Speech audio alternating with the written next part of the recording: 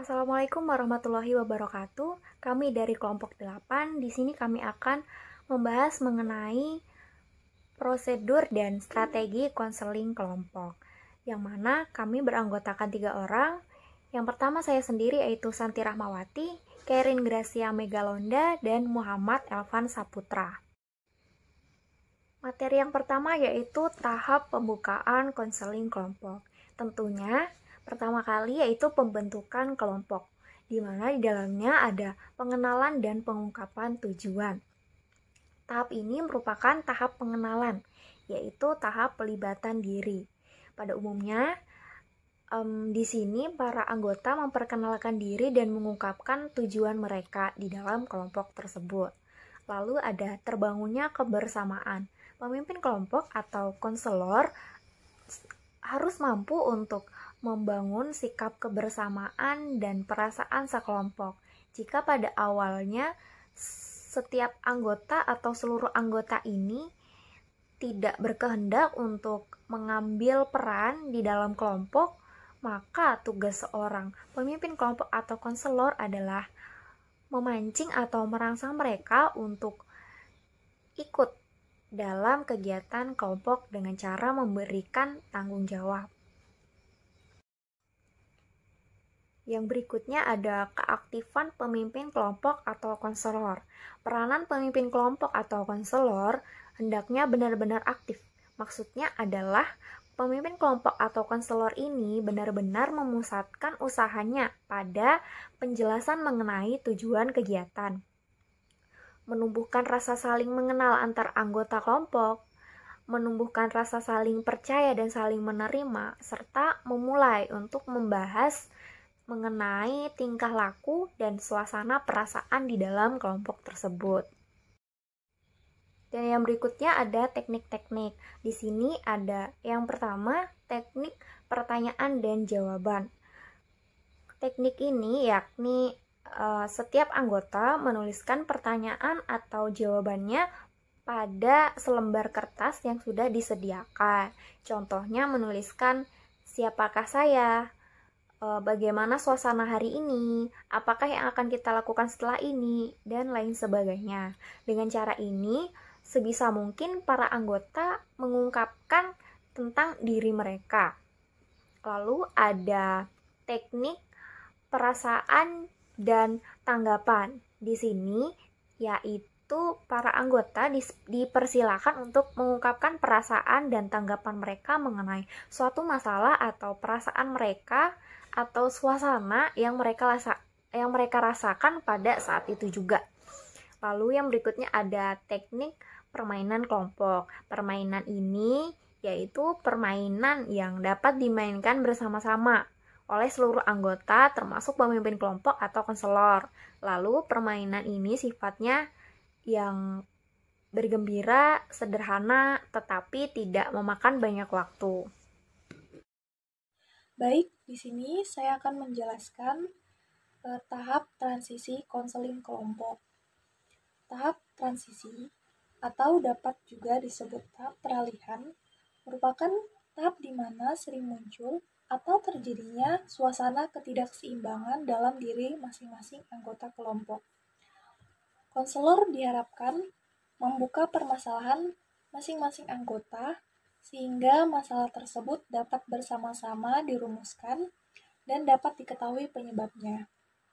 Oleh karena itu, konselor selaku pemimpin kelompok harus dapat mengontrol dan mengarahkan anggotanya untuk merasa nyaman dan menjadikan anggota kelompok sebagai keluarganya sendiri. Pertama, suasana kegiatan. Pada tahap ini, pemimpin kelompok menjelaskan peranan para anggota kelompok. Dalam kelompok bebas, jika kelompok tersebut kelompok bebas, atau kelompok tugas, jika kelompok tersebut kelompok tugas. Kemudian memimpin kelompok menawarkan apakah para anggota sudah siap memulai kegiatan lebih lanjut itu. Kedua, suasana ketidakseimbangan. Secara khusus, dapat mewarnai tahap peralihan ini.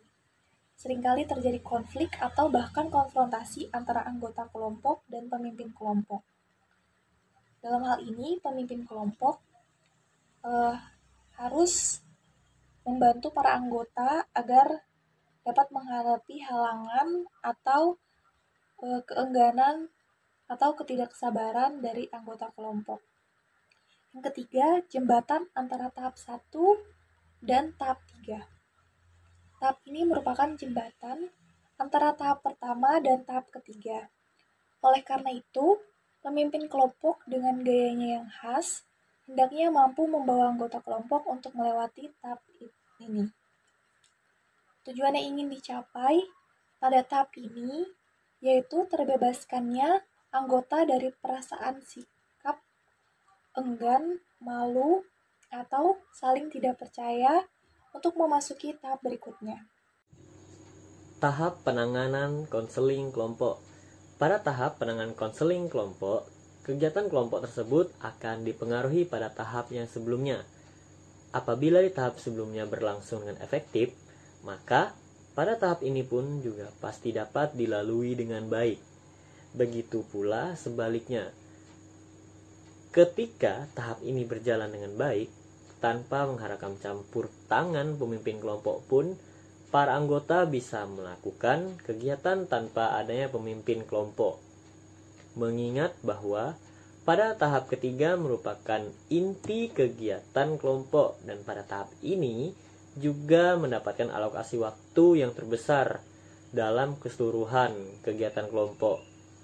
Pada tahap ini juga memiliki aspek-aspek yang menjadi isi dan pengiringnya cukup banyak, dan serta setiap aspek pun mendapat perhatian yang seksama dari pemimpin kelompok. Tahap 3 sebagai kelanjutan dari tahap 1 dan tahap 2. Saling keterhubungan antar anggota kelompok dan bertumbuh dengan baik merupakan hal yang penting dalam tahap ini. Bertukar pengalaman, pengutaraan, penyajian, dan pembukaan diri berlangsung dengan bebas. Biasanya, suasana seperti ini membahas hal-hal yang bersifat nyata dan benar-benar sedang mereka alami, entah itu sifatnya sekarang atau kekinian dan di sini. Dinamika kegiatan kelompok. Pencapaian tujuan merupakan arah kelompok dari tahap ini, berusaha menghasilkan sesuatu yang bermanfaat untuk para anggota. Peran pemimpin kelompok tetap berpacu pada Tut Wuri Handayani, selalu memperhatikan dan mendengarkan secara efektif, khususnya hal atau masalah khusus yang timbul, yang dimana ketika dibiarkan akan membesar dan akhirnya berpotensi merusak suasana kelompok yang awalnya baik menjadi buruk. Sebagai pemimpin harus cermat dan tanggap ketika melihat dan mampu menentukan dengan bijak pilihan atau arah yang ingin dituju dari setiap pembicaraan. Kegiatan kelompok bebas. Yang pertama ada pengemukaan permasalahan, yang dimana dalam pengungkapan masalah ini harapan dari setiap anggota yang bersangkutan yaitu para rekannya bersedia membantu memecahkan masalah yang pribadi yang selama ini ia hadapi dengan sendirinya.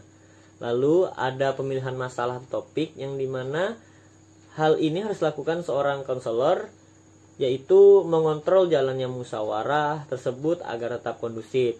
Mengingat bahwa terjadinya dinamika kelompok yang dimana setiap kelompok atau individu terjadi adu argumentasi, meninjau atau mendalami dan saling tawar-menawar mengenai topik atau masalah yang dibahas. Dan pada akhirnya musyawarah adalah jalan terakhir untuk mencapai kesepakatan bersama.